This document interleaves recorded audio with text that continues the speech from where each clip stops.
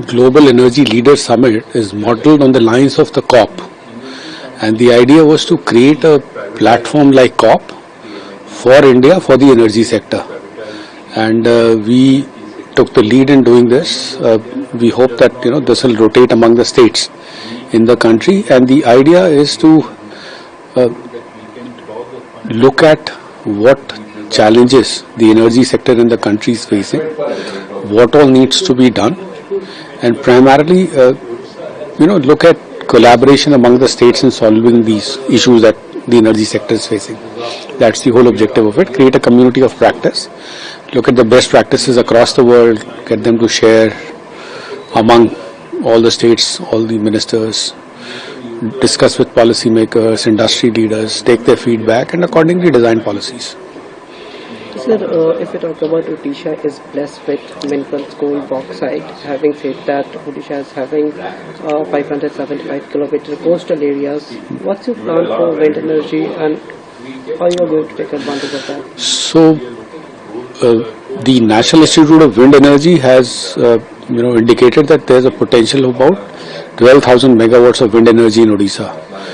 We have already allotted about 493 megawatts to various companies, and we have received an expression of interest of another 1,000 megawatts. So we are moving forward in that direction. So today, Union Minister Prahlad Joshi has announced 1.5 lakh for ULA. How Yes. it will be beneficial? So we've got a target of 1.5 lakh rooftop solar installations of 1 kilowatt capacity each under the utility-led aggregator model. We are implementing it. We've already done about 23,000 plus as on today, and we hope to finish it within the next 1 year. What is Odisha stand in terms of or nationwide in energy sector? Well, Odisha was a pioneer when it comes to taking up power sector reforms. We were the first state to actually unbundle the state electricity boards into generation, transmission and distribution utilities. We were also the first ones to privatize our distribution sector, and that's an experiment which has worked out very successful. The AT&C losses, for example, in 2020, when Tata Power took over the DISCOMs, were about 29.55. Today it stands at 16.48. So there has been a drastic reduction in the AT&C losses. Three of our four distribution companies are among the top 10 distribution companies in the country. All are profitable, and it's been a very successful experience so far, and I understand that there are other states that are wanting to replicate this model. What is Odisha's consumption in renewable energy? See, consumption is for energy, it can't be for renewable energy. That will be determined by the RCO, but our peak power demand current year was about 6,500. It was a little low compared to what we were expecting, but Odisha is unique in the sense that our captive generation is higher than the general demand that we have. So our captive generation is 12,000 megawatts plus.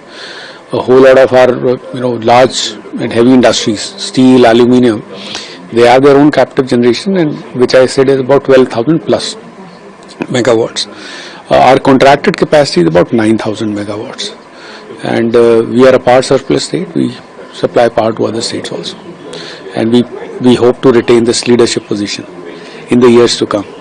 So what would be the Odisha's role in regards of Prime Minister Narendra Modi's vision of Viksit Bharat by 2047 and the target to net zero emission by 2070? In fact, we have modeled on Viksit Bharat 2047. We have also prepared a plan for ourselves which has two stages. One is Samruddh Odisha by 2036, when the state completes 100 years of its existence, contributing and leading to Viksit Bharat 2047. Honorable Prime Minister himself has said that Eastern India is going to be the gateway for India's growth, and Odisha will play a very, very important role in that, which gladdens our heart. And if you look at the growth that Odisha has been witnessing over the past few years, 2015 onwards, our industrial sector has been growing at a compounded annual growth rate of 10%.